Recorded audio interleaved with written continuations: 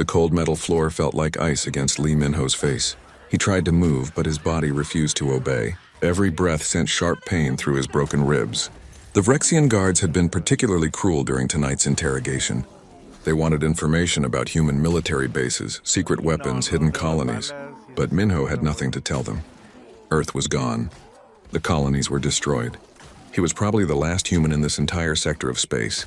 The cell door opened with a harsh metallic screech. Min-ho couldn't even lift his head to see who entered. He heard footsteps lighter than the heavy boots of Vrexian guards. Then he felt gentle hands touching his neck, checking for a pulse. "He's alive," a soft voice said. "Father, help me move him." "Kiva, no. If the guards see us helping him, they'll punish us too." This voice was older, tired. "I don't care. Look at him. He'll die if we don't do something." Min-ho felt himself being lifted, moved to a corner where thin blankets had been piled. The gentle hands checked his wounds, wiped blood from his face with a damp cloth. He managed to open one eye slightly. Through the blur, he saw a face unlike any human face, crystalline skin that caught the dim light. 4 arms moving with careful precision, large eyes filled with concern. "Rest now," the voice said. "You're safe. Well, as safe as anyone can be in this terrible place." Over the next few days, Min-ho slowly regained consciousness. He learned that his rescuers were Thalvians, a species conquered by the Vrexian Empire 3 years ago. The young woman was named Kiva, an engineer before she was captured. Her father, Torin, had been a diplomat. Now they were just slaves, mining rare minerals in the cold darkness of Zathran Prime Station. Kiva shared her food with Min-ho, even though rations were barely enough to keep one person alive. She would take half her portion and give it to him without hesitation. At night, when the guards turned off the lights and the cell became pitch black, she would sing. Her voice created sounds unlike anything human, like crystal chimes in the wind. The song was sad but beautiful. "My mother sang this to me," Kiva explained one night, before the Vrexians came, before everything ended. Min-ho listened, feeling tears on his face for the first time in months. "It's beautiful." "Thank you." "Why do you cry?" "Because I'd forgotten that beauty still exists. That kindness is still possible." Min-ho sat up slowly, his ribs still aching. "You saved my life." "You didn't have to. You don't even know me." Kiva's crystalline face somehow managed to smile. "Does it matter? You needed help. I could help. That's enough reason."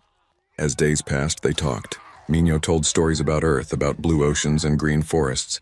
He described Korean barbecue, the smell of garlic and meat on hot grills. He talked about his grandmother's cooking, about festivals with lanterns floating into the night sky. Kiva listened with wonder, and in return she described Thalvia. She told him about forests made of singing crystals, cities that floated on clouds of charged particles, libraries containing the wisdom of 10,000 years. Both worlds were gone now, destroyed by Vrexian conquest. 3 weeks after Min-ho's beating, disaster struck. Torin collapsed during the morning work shift. Kiva rushed to his side, her forearms cradling her father's head. The guards kicked them aside and dragged Torin back to the cell. "He has the sleeping death," another Thalvian prisoner whispered. "It happens to our people in places like this. Without proper medicine, without sunlight, our bodies slowly shut down." Kiva held her father, tears flowing down her crystalline cheeks. "How long?" 3 days. Maybe 4. Min-ho watched Kiva's grief and made a decision. That night, after the guards completed their rounds, he approached the cell door. He had been watching, learning. 6 months of captivity had taught him the station's rhythms, its blind spots, its weaknesses. He knew where the medical bay was located. He knew which guards fell asleep during late shifts. "What are you doing?" Kiva asked. "Saving a life. The way you saved mine." Min-ho, "No. They'll kill you if you're caught." "Then I'd better not get caught." He used a piece of broken metal carefully hidden for weeks to pick the electronic lock. It took 30 minutes of careful work, but the door finally slid open. Min-ho moved through the dark corridors like a ghost. He reached the medical bay, found the medicine section, and grabbed several vials of the compound Thalvians needed. His heart pounded as he retraced his steps. He almost made it back. 2 corridors from the cell, a guard rounded the corner. The Vrexian's eyes widened at the sight of a human prisoner walking free. Alarms began to blare. Within seconds, more guards arrived. They beat Min-ho to the ground and found the stolen medicine in his pocket. The next morning, all prisoners were forced to gather in the station's main chamber. Min-ho was dragged to a platform in the center.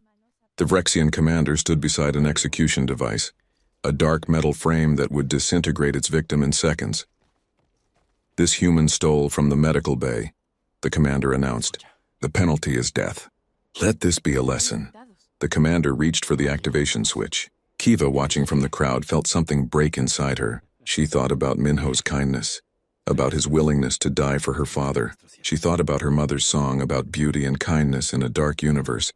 She ran forward, throwing herself between Minho and the device. "No," she shouted. "If you kill him, you must kill me too."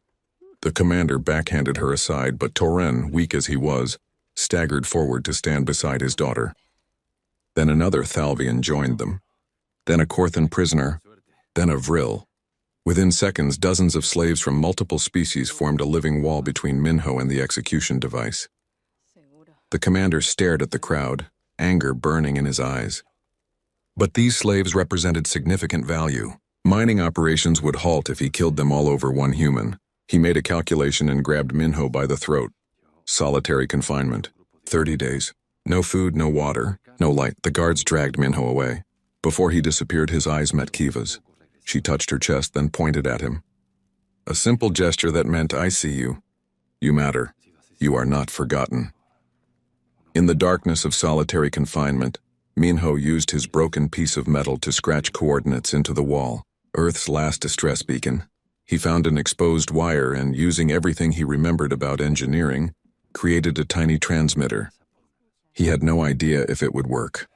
No idea if anyone would hear. But Kiva's kindness had reminded him why humans never gave up. So he sent his message into the void and hoped. 3 days later, alarms began blaring through the entire station. Something was coming. Something big. Admiral Park Jiwoo stood on the bridge of the Indomitable, staring at the star map before her. 8 years of running. 8 years of watching her people die slowly from hunger, disease, and despair. The Terran remnant fleet, as they called themselves, was dying. Not from battles, but from hopelessness. 3 million humans remained. That was all. 3 million souls scattered across 47 ships, from massive military cruisers to converted cargo haulers barely holding together. They jumped from system to system, always moving, always hiding from Vrexian hunter fleets that wanted to finish what they started. Jiwoo's second officer, Commander Choi Daeun, approached with a data pad. "Morning report, Admiral. Food stores down another 3%. Medical supplies critical. 2 more deaths overnight, both from preventable infections we don't have antibiotics to treat." Daeun's voice was flat, emotionless. She had learned not to feel anymore, understood. "Reduce rations another 5% across all ships. Admiral, people are already starving. Then they'll starve a little more. Dead now or dead in 2 months. That's the choice." Jiwoo hated herself for saying it, but she was an admiral. Her job was keeping the fleet alive 1 more day, then 1 more after that. Dr. Kang Hyejin entered the bridge, moving quickly. She was thin, like everyone else, but her eyes burned with intensity. Hyejin ran the science division and spent every spare moment monitoring old Earth communication frequencies, looking for survivors, looking for hope. "Admiral, you need to see this. Now." Something in Hyejin's voice made everyone turn. She plugged her data pad into the main display. Static filled the speakers, then a voice, faint but definitely human. "Alive. Slave colony. Zathran Prime, thousands of prisoners. Send help if anyone's out there." The bridge went silent. A human voice. "Asking for rescue." The message repeated 3 times, then cut off. "Where did this come from?" Jiwoo asked. "Zathran Prime. Deep in Vrexian territory, about 40 light years from here. The signal bounced through several relay stations to hide its origin, but I traced it back." "Admiral, someone out there is alive. A human is alive, and he's calling for help." Daeun immediately shook her head. "It's a trap, has to be. The Vrexians know we monitor old Earth frequencies. They captured a human, forced him to send this message, and now they're waiting for us to walk into an ambush." "Maybe," Hyejin said, "but maybe not. Look at how the signal was constructed. Whoever made this transmitter built it from scraps. This is real engineering, not something the Vrexians would bother faking. And listen to the message. He doesn't just say he's alive. He mentions thousands of prisoners. He's not asking us to save only him." Jiwoo played the message again, listening carefully to every word. She heard exhaustion in that voice, pain, but also determination. This person had survived months, maybe years of captivity, and still had the strength to fight back. "Call the Fleet Council," Jiwoo ordered. "Emergency meeting in 1 hour." The council chamber filled with ship captains and department heads. The debate started immediately and grew heated fast. Zathran Prime was 40 light years into enemy territory. Intelligence reports showed at least one Vrexian battle group guarding the station. Any rescue attempt would require significant fleet resources. Captain Ryu Sang-hoon, commanding the heavy cruiser Seoul's Fury, spoke first. "We can't ignore this. A human is calling for help. If we abandon him, what does that say about us?" "It says we're smart," Daeun replied coldly. "We have 3 million people to protect. Children, families. Our duty is to them, not to one person we've never met who might already be dead by the time we arrive. So we just leave him?" Agent challenged. "We tell ourselves we're preserving humanity while we abandon our people? What exactly are we preserving? Just bodies? Because if we lose our humanity, if we stop helping each other, we're already dead." Another captain spoke up. The message mentioned thousands of prisoners. Multiple species. If we could free them, we'd have potential allies. The Vrexians have conquered dozens of civilizations. Any of those people would have reason to join us. Daeun slammed her hand on the table. "And what if we lose? What if the entire rescue force is destroyed? Then we've thrown away our best ships, our best people for nothing. Then we die fighting," Jiwoo said quietly. Everyone turned to look at her. "For 8 years we've been running, hiding, telling ourselves we're surviving. But look at us. Really look. We're not surviving. We're slowly dying. Every day we lose more people to hunger, disease, suicide. We've lost hope, and without hope we're already finished." She stood, walking to the viewport where stars stretched endlessly in all directions. That human on Zathran Prime, he didn't give up. After everything the Vrexians did to him, he built a transmitter from scraps and called for help. He believed someone would answer. If we don't go, we prove him wrong. We prove that humanity is finished, that we care only about ourselves. But if we go, she turned back to face the council. If we risk everything to save strangers, we prove that we're still human, that our values mean something. That's worth dying for. The vote was close. 15 for the mission, 13 against. As Admiral, Jiwoo could break the tie. She did. We go. But not the entire fleet. We'll take a strike force, the Indomitable, Seoul's Fury, New Busan, and 12 corvettes. Fast, hard-hitting ships. We punch through their defenses, grab everyone we can, and run before reinforcements arrive. Daeun stood stiffly. "I oppose this mission. But if we're doing it, we do it right. I'll lead the ground assault team." "Thank you, Commander." Over the next 3 days, the strike force prepared. Lieutenant Kim Taejin, a fighter pilot barely 23 years old, volunteered for the first wave. His entire family died when Earth fell. This mission was personal for him, like it was personal for so many. Hyejin worked around the clock analyzing Vrexian defenses, looking for weaknesses. She developed a virus that could disable their communication systems temporarily. It wasn't much, but it might buy crucial seconds during the attack. Jiwoo walked through the ships talking to crew members. She saw fear in their eyes, but also something else. Purpose. For the first time in years, they were doing something that mattered. Not just surviving, but helping. Being human again. Okay, let me show you them. The night before departure, Jiwoo stood alone in the Indomitable's memorial chapel. The walls were covered with names. Billions of names. Everyone who died when Earth fell, when the colonies burned. She found her wife's name among them and pressed her hand against the cold metal. "I don't know if this is the right choice," she whispered. "Maybe Daeun is right. Maybe I'm throwing away lives we can't afford to lose. But I have to believe that we're more than just survivors. That we still care about each other. That one person matters." She closed her eyes. "If we die tomorrow, at least we die trying to be the people we used to be. The people you would want us to be." The strike force jumped into hyperspace, heading toward Zathran Prime. In the troop bay, Daeun checked her weapons one final time. Sergeant An Seojin, her demolitions expert, sat nearby cleaning his rifle. Corporal Yu Minji, the medic, was praying quietly. "Think we'll make it?" Seojin asked. Daeun looked at him. "Honestly? Probably not. But we're going anyway." "Good, I'm tired of running." On the bridge, Hyejin monitored sensors. The fleet would drop out of hyperspace at the edge of the system, hopefully before the Vrexians detected them. Then Tajin's fighters would go in first, drawing fire while the landing teams infiltrated the station. It was a desperate plan with 1,000 ways to fail. But somewhere on that station, a human was waiting. Give me 1 second. Hoping someone heard his message. Hoping someone cared enough to come. The Indomitable shuddered as it dropped out of hyperspace. Alarms immediately began blaring. The view screen lit up with hostile contacts. 12 Rexian warships, including a massive dreadnought, waited in perfect formation. They knew we were coming, Dayun said. Jiwoo stared at the overwhelming enemy force. Every logical part of her brain screamed to retreat. But she thought about that message, about a human who believed someone would answer his call. All ships. Battle formation. Fighter wings. Launch. We're going in. The battle for Zathran Prime began. Space erupted with weapons fire. The Vrexian dreadnought subjugator fired first, its main cannons launching plasma bolts the size of small ships. The Indomitable rolled hard to starboard, taking glancing hits across its armor.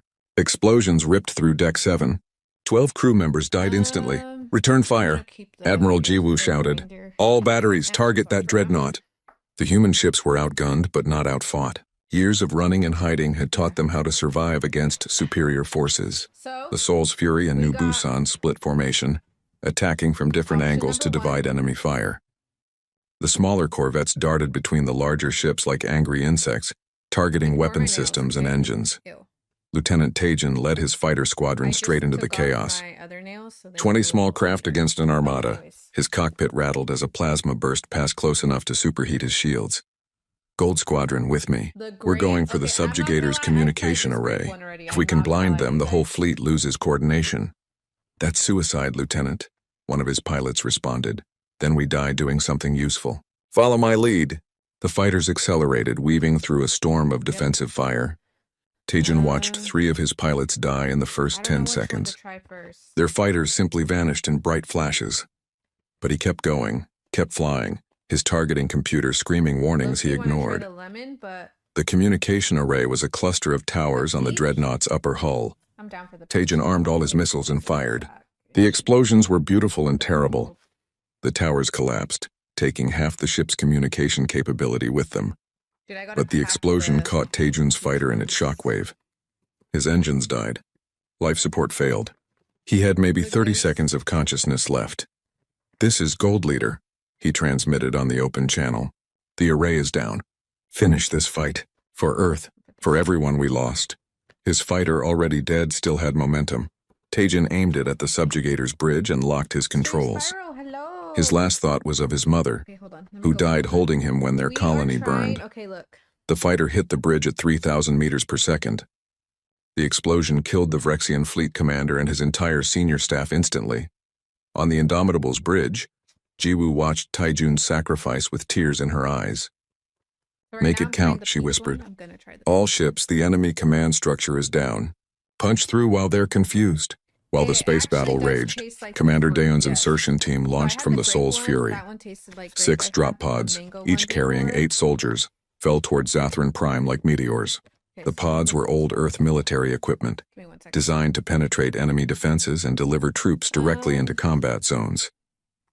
Inside her pod, Daeun checked her rifle for the 10th time. Sergeant Seojin sat across from her, eyes closed, breathing slowly. Corporal Minji was praying again. The other 5 soldiers in the pod looked terrified but determined. The pod hit the station's lower docking bay with a crash that rattled Daeun's teeth. The door blew outward and she was moving before the smoke cleared, rifle up, scanning for targets. Vrexian guards opened fire immediately. She dropped 2 with precise headshots before rolling behind a cargo container. Seojin, plant charges on the main door. Minji, with me. Everyone else suppressing fire. The team moved like they'd trained for years, which they had. Every human in the fleet learned to fight. Daeun led them through the docking bay, through corridors filled with surprised guards deeper into the station. They had maybe 10 minutes before Vrexian reinforcements arrived in force. Inside the station, alarms blared. Prisoners in their cells had no idea what was happening. They heard explosions, gunfire, shouting in languages they didn't understand. Minho, still in solitary confinement, pressed his ear against the door. Something was happening. Something big. Dayoon's team fought their way to the main cell blocks. She placed a breaching charge on the door and stepped back. The explosion blew it inward. Inside, hundreds of alien prisoners stared at the armed humans in shock. "We're here to rescue you," Dayoon said through a translator device. "If you want to live, follow us now." The prisoners hesitated. Some moved forward. Others stayed frozen, too afraid to believe rescue was possible. Then a crystalline figure pushed through the crowd. Kiva. She looked at Dayoon, at the human soldiers risking their lives, and understood immediately. "She's telling the truth," Kiva shouted to the other prisoners. "These people came for us. They came to help." The dam broke. Prisoners surged forward, desperate to escape. Dayoon organized them quickly, sending groups toward the docking bay where stolen Vrexian ships waited. "Wait," Kiva said, grabbing Dayoon's arm. "There's a human here. A man named Minho. He saved my father's life. Please, we can't leave without him." Dayoon's eyes widened. "Where is he?" Kiva led them to the solitary confinement section. Seojin blew the door open. Inside, in a cell barely large enough to lie down in, they found Minho. He was thin, covered in bruises, barely conscious, but alive. Dayoon hoisted him over her shoulder. "Got you, Captain. Help's here." Minho's eyes focused slowly on her face. "You came," he whispered. "I didn't think anyone would come. You called." We answered. "That's what we do." The evacuation became a desperate race. Thousands of prisoners flooded toward the docking bay. Vrexian reinforcements were closing in from all directions. Seojin stayed behind with 2 volunteers, planting explosives throughout the station to buy time. "Go," he shouted to Dayoon. "Get them out." Dayoon wanted to argue but knew he was right. She led the prisoners onto captured ships while Seojin triggered his charges. Entire sections of the station collapsed, blocking corridors and trapping Vrexian troops. In space, the battle reached its climax. The new Busan took a direct hit to its reactor. Captain Ryu's last transmission was calm. "Reactor breach. We're done. Indomitable, get those transports out of here." The new Busan exploded, taking 3 Vrexian cruisers with it in a blast that lit up the entire system. Jiwoo watched another ship, another 1,000 people die. But the sacrifice created a gap in the Vrexian formation. The transport ships carrying rescued prisoners punched through, jumping to hyperspace one after another. All remaining ships, retreat pattern Omega. "We're getting out of here." The Indomitable, Soul's Fury, and 7 corvettes limped away from the battle. Behind them, Zathran Prime burned. The Vrexian fleet, leaderless and disorganized, didn't pursue effectively. In the Indomitable's medical bay, Dr. Hyejian worked frantically on the wounded. So many wounded, human and alien alike, all bleeding, all suffering. Minho was brought in and she immediately began treating his injuries. "You're the one who sent the message," she said while working. Minho nodded weakly. "Didn't think anyone was listening." "We were. We came for you. For all of you. Why? You risked everything. Lost so much." Hyejin paused, looking at him seriously. "Because that's what humans do. Someone needed help. So we helped. It's that simple and that complicated." In the cargo holds, freed prisoners huddled together trying to process what happened. 12,000 beings from 17 different species, all rescued in a single desperate operation. They looked at the human crew members rushing past, working to repair damage, treating wounded, and something shifted in their understanding. Kiva found her father among the survivors. Toren held her close, both of them crying. The medicine Minho stole had saved his life. And now humans had saved them both. Why did they come? Toren asked. "They don't know us. We're nothing to them." Kiva thought about Minho sharing his rations in the cell, about him risking death to save her father, about these human soldiers fighting through hell to rescue prisoners they'd never met. "I think," she said slowly, "that to them there's no such thing as nothing to them. Everyone matters. Every life is worth saving." 3 days later, the strike force rendezvoused with the main fleet. When the other ships saw the transports full of freed prisoners, cheers erupted across every vessel. For the first time in 8 years, humans had done more than survive. They'd won. They'd saved lives. Admiral Jiwoo stood on the bridge, exhausted but proud. They'd lost the new Busan and 6 corvettes. 4,000 humans were dead, but 12,000 beings were free. Dayoon approached her. "Was it worth it, Admiral? 4,000 of ours for 12,000 of them?" Jiwoo looked at her second officer. "You're asking the wrong question, Commander. It's not ours versus theirs anymore. It's all of us now. This is what I do. 3 weeks after the rescue, the Terran remnant fleet looked different. In In the engineering bays of the Indomitable, Kiva worked alongside human technicians, her 4 crystalline arms moving with practiced precision as she installed Thalvian shield generators into human ships. Like this, she explained to the young engineer watching her. The crystal matrix needs to align with your power conduits. Thalvian shields don't block impacts like your armor. They absorb energy and redirect it. The engineer, a woman barely 20 years old, watched in amazement as the shield activated. A shimmering field of light surrounded the ship's hull. We've never had defensive shields before. Just armor that gets torn apart. Now you have both, armor and shields. You'll be much harder to kill. That's so Working fucking beside funny. them, Dr. Heejin was studying Thalvian technology with He's always fascination. eating mac and The cheese. science was elegant, built on principles bad human for him. physicists had theorized but never achieved. She was learning more in 3 weeks than in years of isolated research. But the integration wasn't easy. The human fleet was stretched thin already, and now they had 12,000 more mouths to feed. Rations you dropped called me. again. Some Sorry. human crew members resented sharing their food with aliens. Some aliens shit. didn't trust that humans wouldn't not me, abandon nope, them not when bad, things guys. got difficult. Oops. The tension Sorry. exploded one morning in the mess My bad. hall. A vril warrior named Tickerx, insectoid and fierce, took an extra ration pack. "A human marine, exhausted and hungry, saw it happen. That's theft," the marine shouted. "Your people said we were free." Branch Ticker time. clicked back, his translator device rendering his speech into harsh mechanical words. "Free people take what they need. We all need food. That wasn't mine There's either. not enough. You don't get to take more just Should I be because you're watching bigger." this right now? The Game Tickerx's Awards? mandibles spread in what might have been anger. "Your people promised to After save watching us. Streamer Awards, Was that a lie? I'm a little Will you starve us traumatized. I don't now know instead if I of the wanna watch this. Vrexians?" The marine moved forward, fist clenched. Other humans and aliens nearby began taking sides. In seconds, the mess hall could explode into violence. Then Minho stepped between them. He'd been recovering in medical bay but insisted on returning to duty. His body was still thin, covered in healing bruises, but he stood straight between the marine and Tickerx. "Stop," he said quietly. Aw, Branch. The marine pointed at Tickerx. Branch is so nice. He took guys. extra rations. Minho looked at the vril He's so warrior. nice. "Is that true?" Tickerx's translator hummed. "Yes, I was hungry. Very hungry. The portions are too small for my species. We need more protein." Minho nodded. Starboy, hello. "I understand." He reached Monty, into his pocket and hello. pulled out his own ration I pack. just look up the He handed it to announcements after. Tickerx. "Here, take mine." Yeah, I don't The know if vril I'm feeling warrior watching stared at the this. pack, confused. "Why would you give me your food?" Okay. "Because you're hungry. Because a month ago I was dying in a cell on Okay. Zathran Prime. A Thalvian woman named Kiva gave me half her rations even though she was starving too. She didn't know me. Didn't know if I was worth saving. But she did it anyway because it was the right thing to do." Minho turned to face the growing God. crowd. "That's what Almost we do dropped it. now. We take care of each other. Not because it's easy or convenient.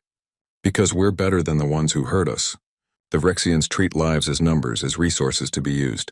But we know every life matters. Human or Thalvian or Vril or any of us, we're all just people trying to survive." He looked at the marine. "I know you're angry. I know you're hungry. So am I. We all are. But taking that anger out on each other only helps the Vrexians.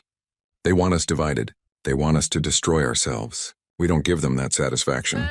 The mess hall was silent. I'm literally on Then your stream. Tickerx's mandibles moved in a gesture that might have been respect. "You are strange, human Minho. You give away your food when you have so little." "Why? Because someone did it for me. And because it's what humans do." The marine looked ashamed. "I'm sorry. I was just so tired, so hungry, and I saw someone taking more and I just—" He trailed off. Tickerx handed back the ration pack. "I cannot take your food. 143 You need it as pieces much as I vacuum. do." "Then we share it," Minho said. "All 3 of us. We divide it equally and eat together." They did, sitting at a table in the mess Shit, hall, Steve. human and vril and I'm just eventually saying others hi to joining everyone them, right now. dividing I'm gonna be small playing some portions Fortnite of for a little food bit. and sharing stories. But The I video just of that ate. moment was recorded by security cameras and spread throughout the Guys, fleet. I just It became a ate symbol of what they were building. Admiral Jiwoo watched the recording in her fruit- office. fruit Commander ice cream, Daeun a stood peach beside her. one. "He's inspiring them," Daeun said. "The crew listens to him. The rescued prisoners trust him. That's what I had right now. He might be more valuable than I thought. He reminded us who we are," Jiwoo said. "For years we forgot. Can you guys hear We were this? so focused on surviving that we stopped living. You guys can't He's even showing hear us how to be this. human Oh my again. God. But Why inspiring did no words one couldn't tell feed me? 15,000 That's people. crazy. The fleet needed resources, needed allies, needed This whole hope. time you guys did not Jiwoo tell me called you a can hear council this meeting stream. with representatives from all the freed species. Torin, the Thalvian diplomat, had recovered from his illness. That's He stood crazy, before the guys. council with quiet dignity. My people thank you for our Y'all are freedom. fake for that. We want to help. Thalvian engineers can work on your ships. Our shield technology Alright. is now your technology. Let's But go we say also hi have to connections. Moons. Before the conquest, Thalvia traded with dozens of other species. Some may still resist Vrexian No rule in ads? secret. I can God reach out damn to it. them. A Korthan engineer, a massive being with stone-like skin, spoke next. You Korthan can build hear best the ships in music. this sector. Before Vrexians enslave us, our yards produce vessels that last centuries. We help you build new ships, strong ships. A small furred creature named Pipsy, representing the Nithrian people, added her voice. Nithrians are traders and explorers. We know hidden routes through dangerous space. We know where supplies I can be like found, each one. where safe harbors exist. This knowledge is yours now. One by one, each species offered what they could, not as payment for My rescue, vibes but were as good. partners, Oh, the music. as equals. Jiwoo felt something she hadn't felt in years. Hope. Real, tangible You guys hope. want me to put the music back? Then we're not just a human fleet anymore, she said. We're a coalition. Free peoples standing together. We need a name for this. The Coalition of Free Peoples, Hyejin suggested. Simple and true, the council voted. The Coalition of Free Peoples was born. Over the next month, everything changed. Thalvian shields were installed on every human ship. Korthan engineers began constructing new vessels using asteroids as raw materials, building in hidden locations far from Vrexian patrols. Nithrian traders established supply lines, finding food and medicine through their secret networks. But the most important change was cultural. Humans and aliens worked side by No, side. fake. They shared meals, told stories, learned each other's languages. Children from different species played together in the recreation areas. Friendships formed. Some humans and aliens even fell in love. Minho and Kiva grew closer during this time. They worked together in engineering, shared quarters when space was tight, talked late into the nights about their lost homes and their hopes for the future. Neither quite knew when friendship became something more, but one evening, under the stars visible through a viewport, I don't know. Kiva How do you sang guys her feel mother's about, lullaby. Minho the had Lego learned the games? melody by now. Do you guys like them? He sang with her, their voices blending in a harmony that shouldn't have been possible between such different species. Your voice makes the song better, Kiva said softly. Your song saved my life. Everything good that's happened comes from that moment when you showed kindness to a dying stranger. Oh, Kiva's crystalline hand found his. Then I'm glad I did. I'm glad you're here. They stood together watching the stars, two people from dead worlds finding hope in each other. Meanwhile, news of the rescue was spreading. Silent Hill F? The rescued prisoners had contacts, families, connections across Battlefield dozens of 6? conquered Fuck worlds. Battlefield. I have Carefully that. encrypted messages But still. flowed through underground networks. The story spread. Humans had kept their word. Humans had sacrificed their own lives to save others. Humans were fighting back. On a dozen worlds, resistance movements that had nearly given up found new courage. If humanity, nearly extinct and hunted, could strike back at the Vrexian Empire, then maybe freedom was possible. Maybe resistance wasn't futile. Crazy. Uprisings began. Small at first, sabotage, work slowdowns, escaped prisoners finding hidden routes to freedom. But each small act inspired others. The Vrexian Empire, which had ruled through fear and overwhelming force, found their grip weakening. Admiral Jiwoo saw the reports and recognized an opportunity. The Vrexians were off balance, distracted by multiple small crises. If the coalition struck now, struck hard, they could free thousands more prisoners and grow their forces exponentially. She called another council meeting. We have a chance to do something extraordinary. Yep. The Vrexians are stretched thin dealing with uprisings. Intelligence suggests 5 more slave colonies are lightly defended right now. Crazy. If we hit them simultaneously, we could free tens of thousands and deal a serious blow to their operations. Dayun, who had opposed the first rescue, surprised everyone by supporting this plan. The rescue of Zathran Prime worked because we were unpredictable. They didn't believe we'd risk everything for strangers. Let's do it again before they adapt. The coalition prepared for their largest operation yet. The 5 attacks began at dawn across the sector, perfectly synchronized across light years of space. Honestly, like a lot of At Facility Theta 9, Commander Daeun led her team through corridors now familiar from months of practice. But this time her team wasn't just humans. Really? Vril warriors moved beside human marines, their natural Well, armor it's not absorbing even hits really- that would kill yeah. others. Thalvian engineers hacked into security systems with techniques no human could match. The team worked You wanna like a play game? single Okay, organism, okay. Let's each play. species covering the weaknesses of others. Dr. Heejin's computer virus spread through the Huh? facility's That's Chris- network, That's Chris's shutting playing. down automated defenses and unlocking game's not cell even doors out yet. simultaneously. 8,000 prisoners walked free before the guards understood they Oh, were shit. under attack. By the time Vrexian reinforcements arrived, the facility was empty and rigged to explode. At Corvus Station, a captured Vrexian corvette docked at the main port. Guards approached for standard inspection. The cargo bay doors opened and Tickerks led a swarm of Vril warriors out in a coordinated assault. Their attack was so sudden, so fierce, What it- that Bro, the station's thank you so much garrison for the surrendered bits. within 20 Hello. minutes. Sergeant Sayojin, working I with Korthan appreciate demolitions you. experts, planted charges in the station's power Wait, core. what is- The prisoners evacuated while the station tore itself apart in a beautiful, terrible explosion. At Mining Colony 447, Korthan engineers did something unexpected. Instead of attacking directly, they hacked Okay, into the mining okay. mechs, massive machines designed to crack asteroids. Under their control, the mechs became weapons. Giant mechanical arms Yeah. grabbed Vrexian soldiers and threw them into space. Drilling lasers that could pierce Okay, rock anyways. cut through armor like paper. The Vrexian garrison, faced with their own equipment turned against them, surrendered without firing a shot. We are gonna play. The other two operations succeeded with similar This is Fortnite. efficiency.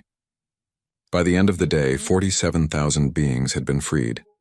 The Coalition's Today forces came tripled in on size Monday. overnight, What? but the Vrexian Empire was I thought she done being I didn't surprised. even know she was doing a Fleet Marshal C-section. Kravex, commanding the Empire's reserve fleet, I'm gonna received text you, reports of the actually, coordinated attacks with cold later. fury. He gathered every available warship, 53 vessels in total, and set course to crush the Coalition once and for all.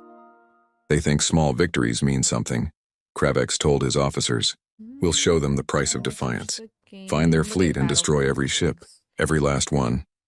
Admiral Jiwoo received warning from Nithrian scouts that the Vrexian armada was coming. She could run. The Coalition fleet could scatter, hide, survive. But that would abandon the newly freed prisoners who were still being evacuated from the 5 facilities. We can't run, she told her staff. Not this time. Those people trusted us. If we leave them, we prove the Vrexians right. We prove that mercy and compassion are weaknesses. Then we fight, Daeun said. But we can't win a straight battle. They outnumber us, Jiwoo smiled grimly. Then we don't fight straight. We choose the battlefield. We set the terms. She selected the Epsilon Nebula, a region of space thick with ionized gas and electromagnetic interference. Long-range sensors didn't work well there. Targeting systems struggled. Communication became difficult. The Vrexians' numerical advantage would mean less in that chaos. The Coalition fleet waited in the nebula as the Vrexian armada arrived. 53 warships against 28 Coalition vessels, but the Coalition ships were now protected by Thalvian shields and reinforced with Korthan engineering. The crews were mixed species combining human tactical thinking with alien abilities and technology. The space battle began. In the dense gas clouds, visual range was everything. Ships appeared suddenly from the nebula's swirls, fired devastating volleys, then vanished back into the haze.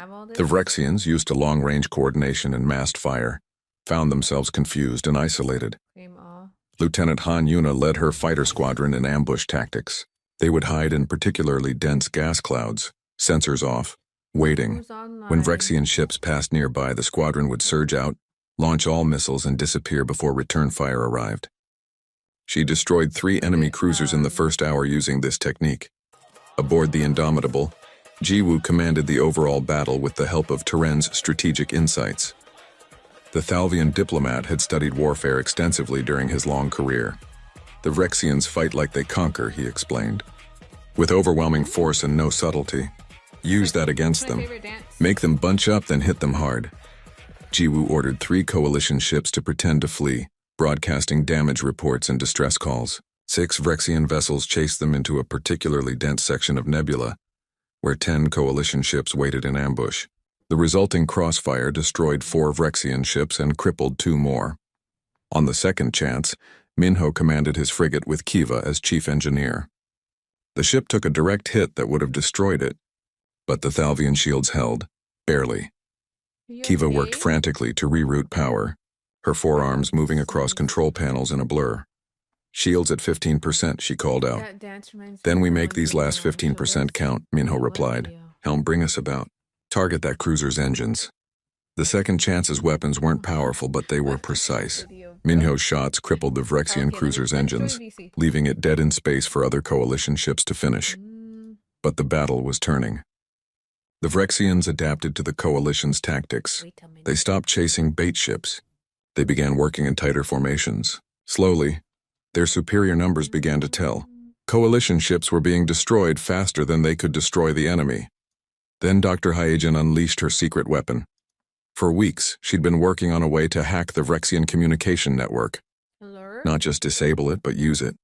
Now, with the help of Thalvian quantum specialists and Nithrian codebreakers, she succeeded. She broadcast a message across every Vrexian channel, every frequency, with such power that it couldn't be ignored or blocked. The message was simple: footage from the rescues. Vrexian soldiers saw humans fighting desperately to save alien prisoners. Saw humans sharing their food, their medicine, their ships with people they'd never met. Saw freed prisoners working alongside humans as equals. Saw children of different species playing together. Most importantly, the broadcast reached the conquered worlds. Billions of beings living under Vrexian occupation saw that freedom was possible, that someone was fighting back, that the Empire could be hurt.